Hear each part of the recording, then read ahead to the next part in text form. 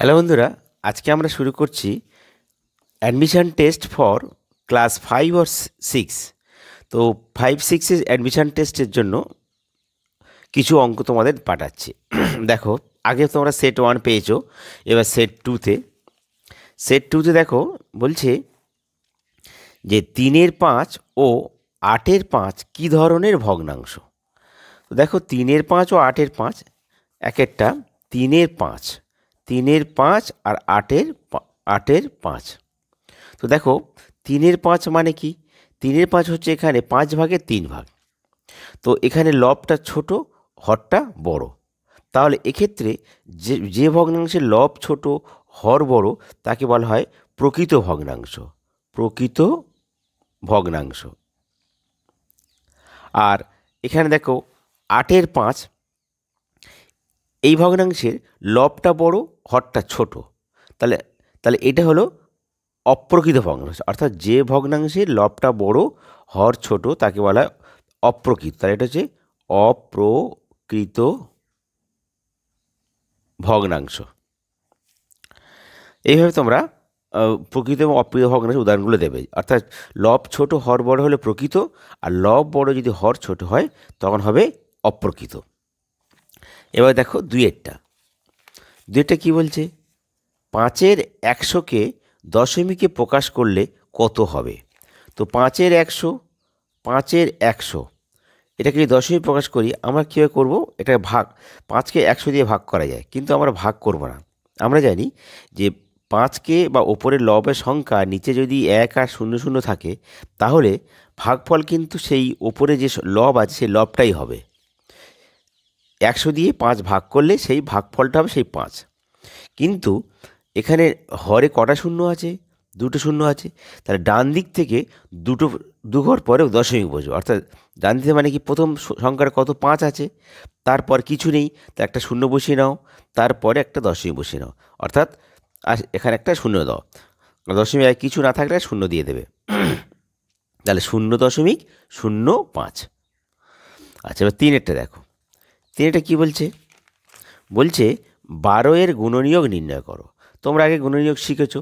তো গুণনীয়কটা আমি বলছি, 12-এর গুণনীয়ক। 12-এর গুণনীয়ক তো কীভাবে করবে? প্রথমে 12টা লিখবে।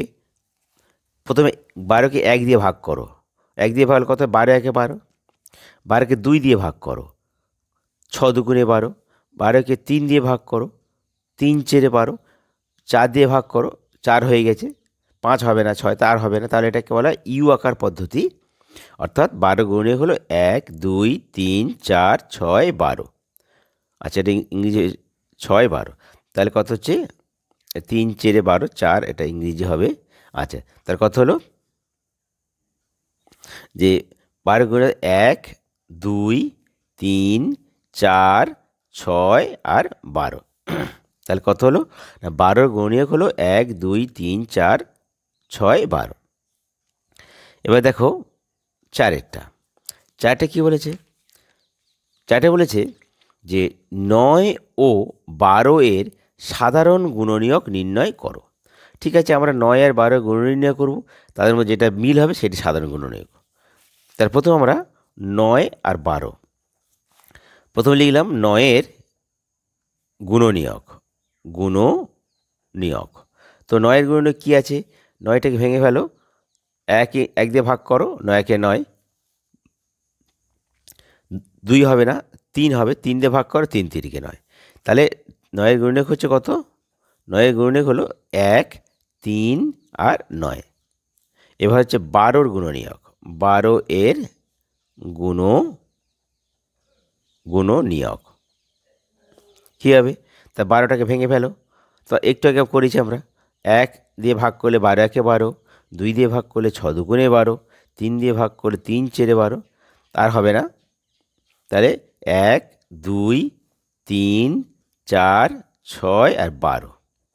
অতএব সাধারণ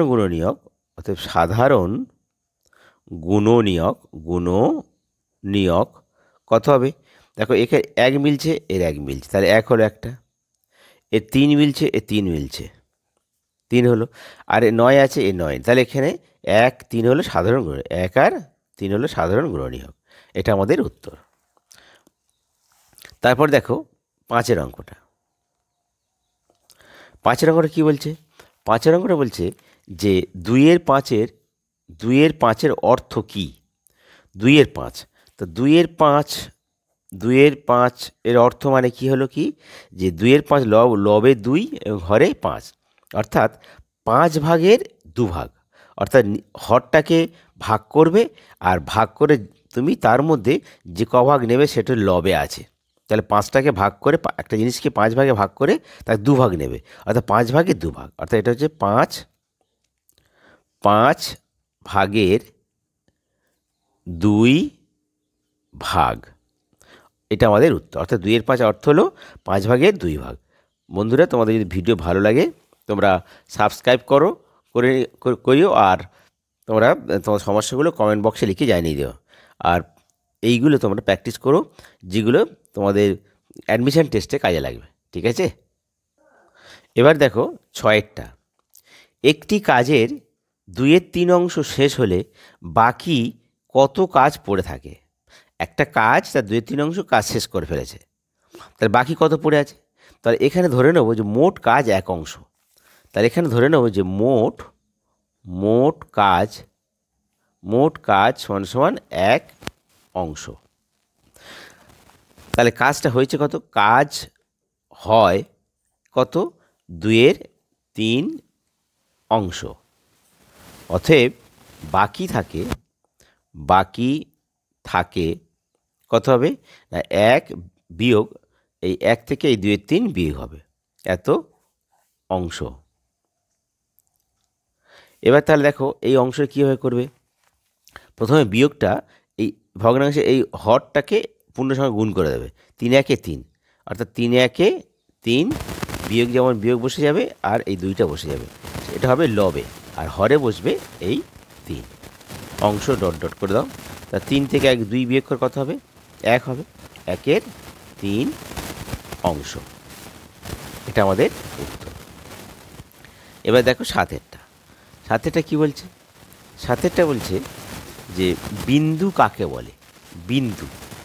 দেখো এই একটা বিন্দু, এটাকে বিন্দু বলা হচ্ছে। তাহলে কোনো সমতলে বা তলে, কোনো সমতলে আমি বলতে পারি এটা তলে, যার দৈর্ঘ্য প্রস্থ ও উচ্চতা কিছুই থাকে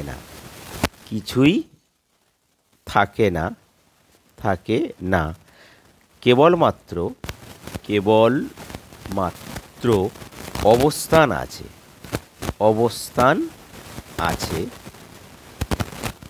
তাকে বিন্দু বলে। দেখো এই যে বিন্দুটা আছে কেবলমাত্র জাস্ট অবস্থান, এর কোনো দৈর্ঘ্য নেই, প্রস্থ নেই, উচ্চতা নেই। তাহলে কোনো সমতলে যার দৈর্ঘ্য প্রস্থ ও উচ্চতা কিছুই থাকে না, কেবলমাত্র অবস্থান আছে, তাকে বিন্দু বলে। এবার দেখো আমরা 8-এরটা করব। 8-এরটা কী বলছে? 8-এরটা বলছে যে সরল রেখা কাকে বলে? সরল এবং রেখা। তো সরল রেখা মানে কি? দেখো সরলরেখা হচ্ছে এরকম, সরলরেখার চিত্রটা হলো, সরলরেখার চিত্রটা হচ্ছে এটা সরলরেখার চিত্র, যা 2 দিকে তীর চিহ্ন, অর্থাৎ 2 দিকে কোনো শেষ নেই, আর সরলরেখার শেষ নেই। তাহলে এই দেখো এই রেখাটা কন্টিনিউ যে আরও বাড়ায় আরও সোজা চলে যাবে। তাহলে আমরা কি লিখব? সরলরেখা কাকে বলো? সরল রেখা যে কোনো সমতলে কোনো রেখা দিক পরিবর্তন না করলে, দিক পরিবর্তন না করলে তাকে সরল রেখা বলে। দেখো এখানে একটা রেখা আছে, এই রেখার দেখো দিক পরিমাণ, এটা যদি ঘুরে এদিকে যেত তাহলে কিন্তু সরলরেখা হতো না। অর্থাৎ এই কন্টিনিউ কিন্তু এই সোজাই যাচ্ছে, অর্থাৎ একই দিকে চলে যাচ্ছে, কিংবা এদিকে একই দিকে চলে যাচ্ছে। তাহলে এক্ষেত্রে এর কোনো দিক পরিবর্তন হয়নি, তাই তখন তাকে আমরা বলবো সরলরেখা। ঠিক আছে বন্ধুরা, তোমাদের যদি ভিডিও ভালো লাগে তোমরা সাবস্ক্রাইব করতে ভুলো না, আর তোমাদের সমস্যাগুলো তোমরা কমেন্ট বক্সে লিখে জানিয়ে দিও। ঠিক আছে, এবার দেখো 8এরটা, এই 9এরটা, রেখাংশ কাকে বলে? রেখাংশ, রেখাংশ হলো একটা সরলরেখার একটা অংশকে রেখাংশ বলা হয়। তো যাই হোক, আমরা একটু আগে সরলরেখা শিখেছি, তো সরলরেখা হচ্ছে, এটাকে সরলরেখা বলা হয়। তার মধ্যে আমি একটু এই 5 সেমি কেটে নিলাম, এই এ বি 5 সেমি কেটে নিলাম, 5 সেমি, তো এইটাই হলো রেখাংশ। তাহলে সরলরেখা একটা বড়, যার কোনো শেষ নেই, যার কোনো প্রান্তবিন্দু নেই, সেই সরলরেখার একটা অংশ হলো রেখাংশ। তাহলে আমরা বলবো সরল রেখার একটি নির্দিষ্ট অংশকে সরল রেখাংশ বলে। যেমন এবি, এখানে এবি একটা সরলরেখাংশ, সরলরেখাংশের ক্ষেত্রে আমরা এইভাবে জাস্ট দাঁড়িয়ে দেবো। আচ্ছা, এবার দেখো 10এরটা কি বলছে? তো একটি সরলরেখাংশ আঁকতে কমপক্ষে কটি বিন্দুর প্রয়োজন? দেখো, আমি একটা সরলরেখাংশ আঁকবো, আমি এখানে বিন্দু দিলাম, এখানে বিন্দু দিলাম, তাহলে জুড়ে দিলাম, সরলরেখাংশ হয়ে গেল। কিংবা এখানে বিন্দু দিলাম, এখানে বিন্দু দিলাম, তাহলে এই দুটো বিন্দু, তাহলে এই দুটো জুড়ে দিলাম, সরলরেখাংশ। তাহলে কমপক্ষে দুটো বিন্দু হলে হবে। তাহলে অতএব একটি সরল রেখাংশ আঁকতে কমপক্ষে দুটি বিন্দুর প্রয়োজন। এবার দেখো 11টা কি বলছে?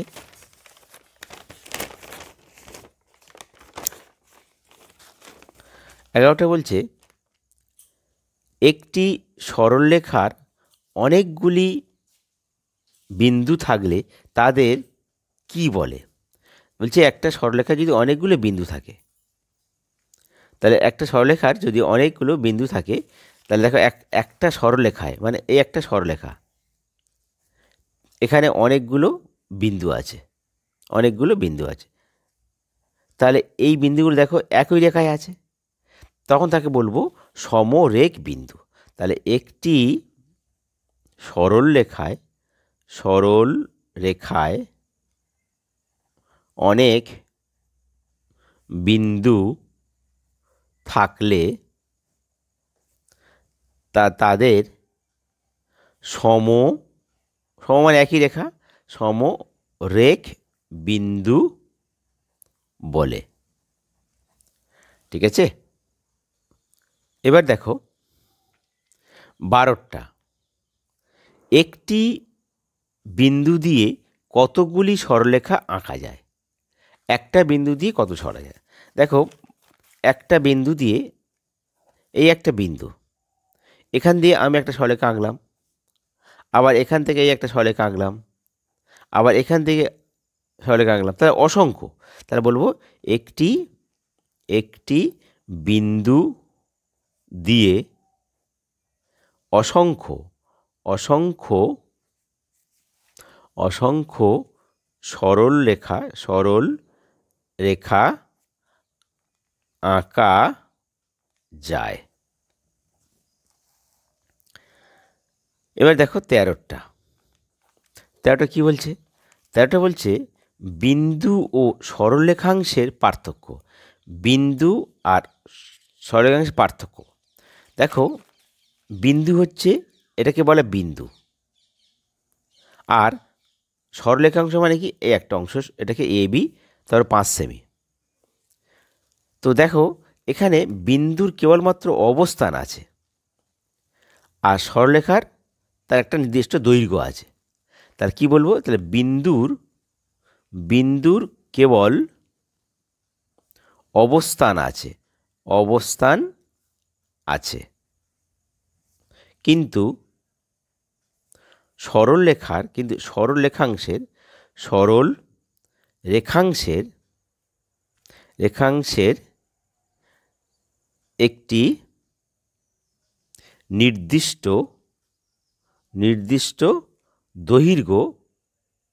দৈর্ঘ্য আছে।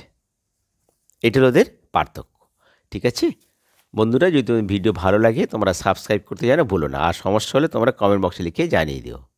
এবার দেখো 14টা বলছে কিলোগ্রাম ড্যাশ এর একক। তো কিলোগ্রাম কিসের একক? আমরা কিলোগ্রাম দিয়ে কি করি?